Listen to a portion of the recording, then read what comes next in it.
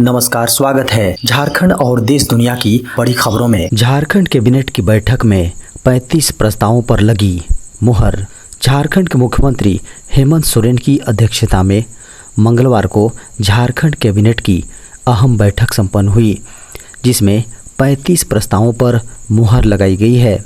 इस मीटिंग में DVC command area में 4 ग्रिड सब स्टेशन बनाने का प्रस्ताव पास हुआ है। इसके लिए कुल 579 करोड़ रुपए की राशि स्वीकृति दी गई है। इसके तहत हजारीबाग, गोमिया, बलियापुर में ट्रांसमिशन लाइन का निर्माण होगा। इसके अलावा कैबिनेट में अन्य कई प्रस्तावों पर मुहर लगाई गई है। साथ ही गिरिडीह में सड़क निर्माण के लिए 42 करोड़ की राशि की मंजूरी मिली है। वहीं 17 किलोमीटर की गोड्डा में सड़क के चौड़ीकरण के लिए 90 करोड़ की स्वीकृति प्राप्त हुई है। नेतरहाट पर्यटन क्षेत्र के विकास के लिए प्राधिकार का गठन किया गया। साथ ही जेल में बंद कैदियों की असामयिक मौत पर मुआवजा राशि मिलेगी।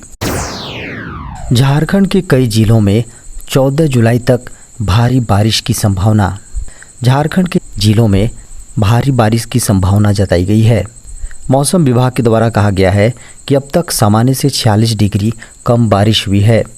मौसम विभाग ने अलर्ट जारी कर कहा है कि रामगढ़, बोकारो एवं रांची जिला में 11 और 12 जुलाई को भारी बारिश हो सकती है। विभाग के द्वारा कहा गया है कि झारखंड में मानसून एक्टिव है, लेकिन पिछले वर्ष की अपेक्षा अब तक सामान्य से कम बारिश हुई है। ऐसी संभावना जताया जा रहा है कि बंगाल की खाड़ी में होने वाला साइक्लोनिक सर्कुलेशन का असर झारखंड में भी देखने को मिलेगा।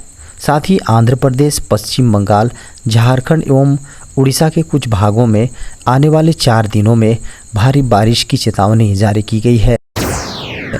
झारखंड के 4345 पंचायत सचिवालय बनेंगे अत्याधुनिक। झारखंड की सभी पंचायत सचिवालयों को अत्याधुनिक बनाने के लिए सरकार ने 50 करोड़ रुपए की स्वीकृति दी है। झारखंड के 24 जिलों की 4345 पंचायतों में पंचायत सचिवालयों में सुविधाएं बढ़ाई जाएंगी। अगले वित्तीय वर्ष के आखिरी तक झारखंड के 4345 पंचायत सचिवालय आधुनिक सुविधाओं से लैस कर दिए जाएंगे।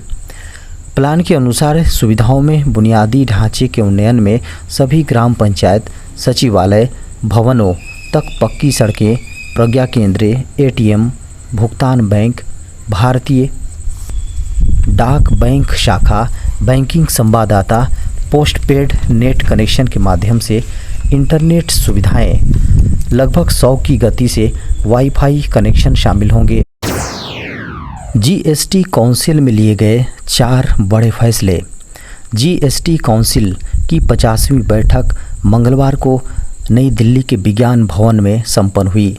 वित्त मंत्री निर्मला सीतारमण की अध्यक्षता में हुई इस मीटिंग में कई महत्वपूर्ण मुद्दों पर चर्चा की गई और बड़े फैसले लिए गए हैं। इसमें वित्त राज्य मंत्री पंकज चौधरी समेत राज्यों और केंद्र शासित प्रदेशों के वित्त मंत्री और केंद्र व राज्यों के वरिष्ठ अधिकारी भी मौजूद रहे। बैठक में लिए गए बड़े फैसलों की बात करें तो ऑनलाइन गेमिंग पर 28% जीएसटी लगाने का फैसला लिया गया है। वित्त मंत्री निर्मला सीतारमण की अध्यक्षता में आयोजित इस बैठक के लिए लिए गए अन्य बड़े फैसलों की बात करें तो काउंसिल ने जीएसटी ट्रिब्यूनल के गठन को मंजूरी दी है। जीएसटी ट्रिब्यूनल के गठन होने से करदाताओं को बड़ी राहत मिलेगी। ट्रिब्यूनल के बनने के बाद जीएसटी से जुड़े विवादों को आसानी से निपटाया जा सकेगा। आरबीआई से मान्यता प्राप्त नहीं रखने वाले वित्तीय लेन देन के ऐप होंगे बंद। भारतीय रिजर्व बैंक यानी आरबीआई से मान्यता प्राप्त नहीं रखने वाले वित्तीय लेन देन के ऐप को क्लोज कराया जाएगा। Handy loan, cash advance, wonder loan, loan pro, faith pro, safety loan app जैसे कई नामों वाले इनमें शामिल हैं। साथ ही गूगल ने अपने प्ले स्टोर से लोन ऑफर करने वाले 42 ऐप्स को हटा दिया है। इसी तरह एप्पल ने भी ऐसे 6 फर्जी लोन ऐप्स को ऐप स्टोर से हटा दिया है।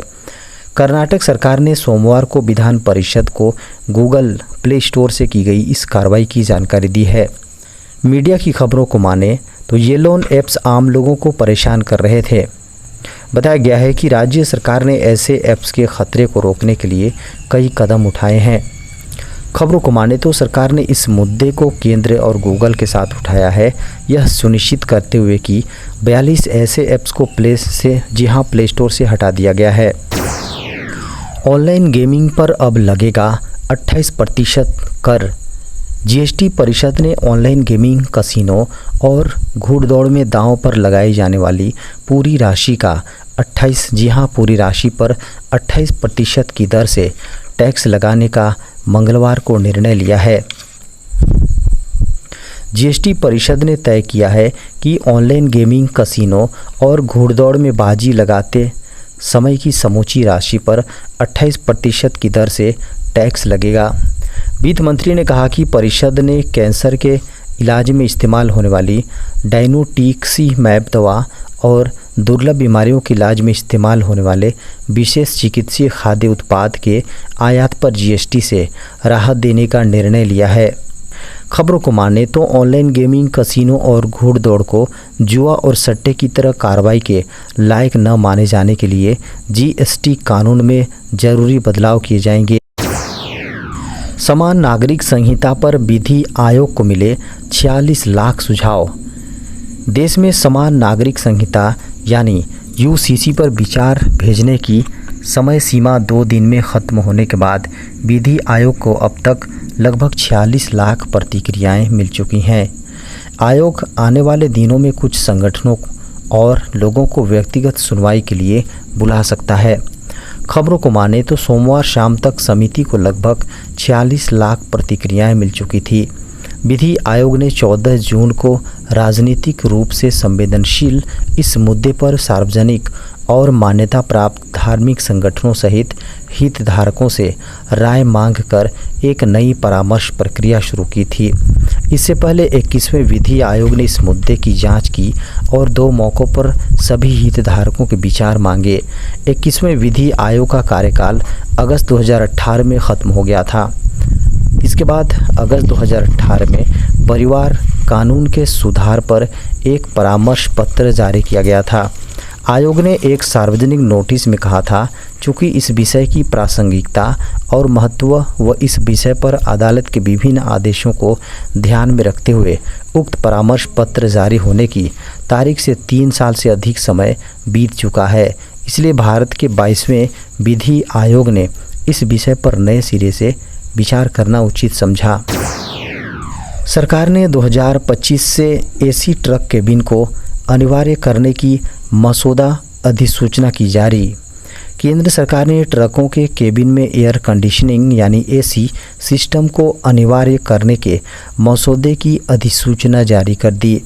यह नियम 1 जनवरी 2025 से सिर्फ N2 और N3 श्रेणी के ट्रकों पर लागू होगा। सड़क परिवहन एवं राजमार्ग मंत्रालय द्वारा जारी मसौदा अधिसूचना में 1 जनवरी 2025 से निर्मित होने वाले N2 और N3 श्रेणियों से संबंधित मोटर वाहनों के केबिन में वातानुकूलित यानी एसी प्रणाली लगाने को अनिवार्य बना दिया गया है। खबरों को माने तो N2 श्रेणी के वाहन का कुल वजन 3,500 से 12,000 किलोग्राम के बीच होता है, जबकि N3 श्रेणी के वाहन 12,000 किलोग्राम से अधिक वजन के होते हैं। एसी प्रणाली से युक्त केबिन के प्रदर्शन का समय समय पर संशोधन IS 1461.2022 के अनुसार परीक्षण किया जाएगा। बता दें कि अधिसूचना जारी होने की तिथि से 30 दिनों के अंदर हितधारकों से टिप्पणियां एवं सुझाव आमंत्रित किए गए हैं। व्हाट्सएप ने जारी किया नया privacy feature. Instant messaging app WhatsApp ने एंड्रॉयड और iOS यूजर्स के लिए एक नया privacy feature phone number privacy को रोल आउट कर दिया है, जो ग्रुप मेंबर से आपका फ़ोन नंबर हाइड कर देता है। इस फीचर को व्हाट्सएप कम्युनिटी और ग्रुप मेंबर की प्राइवेसी को देखते हुए पेश किया गया है। व्हाट्सएप फीचर ट्रैक यानी WA बीटा B10 E4 ने इस फीचर को लेकर जानकारी दी है। खबरों को जी हाँ, खबरों को माने तो हाल ही में कंपनी ने स्पैम कॉल को साइलेंट करने की सुविधा को जारी किया है। व्हाट्सएप के इस फीचर की मदद से किसी कम्युनिटी से जुड़ते समय यूजर का फ़ोन नंबर सभी मेंबर से छिपाया जा सकता है। वर्तमान में कम्युनिटी अनाउंसमेंट ग्रुप में कम्युनिटी मेंबर्स की लिस्ट पहले से ही छिपी हुई है, लेकिन यदि कोई यूजर्स रिएक्शन के माध्यम से मैसेज के साथ बातचीत करता है तो उसका फ़ोन नंबर उजागर हो जाता है। नए प्राइवेसी फीचर के तहत यह सुनिश्चित किया जाएगा कि किसी मैसेज में रिएक्शन देने के बाद भी आपका फ़ोन नंबर हाइड ही रहे, यानी अन्य कम्युनिटी यूजर्स आपका फ़ोन नंबर नहीं देख सकेंगे। देश में कोरोना के 1420 मामले रह गए हैं सक्रिय। स्वास्थ्य मंत्रालय द्वारा जारी आंकड़ों के अनुसार पिछले 24 घंटों में 20 नए मामले सामने आए हैं, जबकि 31 लोग कोविड-19 से रिकवर हुए हैं। पिछले 24 घंटों में महामारी से किसी की मौत की खबर नहीं है। देश में कोविड-19 से मरने वालों का आंकड़ा 5,31,913 पर पहुंच गई है। भारत में लगातार कोविड-19 के एक्टिव मामलों में गिरावट दर्ज की गई है। 11 जुलाई 2023 को सक्रिय मामलों की संख्या 1420 के आसपास बनी हुई है। 10 जुलाई 2023 की सुबह 8 बजे केंद्रीय स्वास्थ्य एवं परिवार कल्याण मंत्रालय द्वारा जारी आंकड़ों के अनुसार देश में एक्टिव मामलों की संख्या 1431 थी, जबकि 9 जुलाई को इनकी संख्या 1454 दर्ज की गई थी। केरल अभी भी सक्रिय मामलों के मामले में सबसे ऊपर है। इसके बाद पश्चिम बंगाल, महाराष्ट्र और उत्तर प्रदेश में मामले सक्रिय हैं। वहीं विश्व स्वास्थ्य संगठन के अनुसार चीन में कोरोना संक्रमितों की संख्या 9.93 करोड़ पर पहुंच गई है, जबकि अब तक 1,21,490 लोगों की मौत हो चुकी है। चीन ने पिछले 7 दिन के दौरान 3,144 लोगों में संक्रमण की सूचना दी है।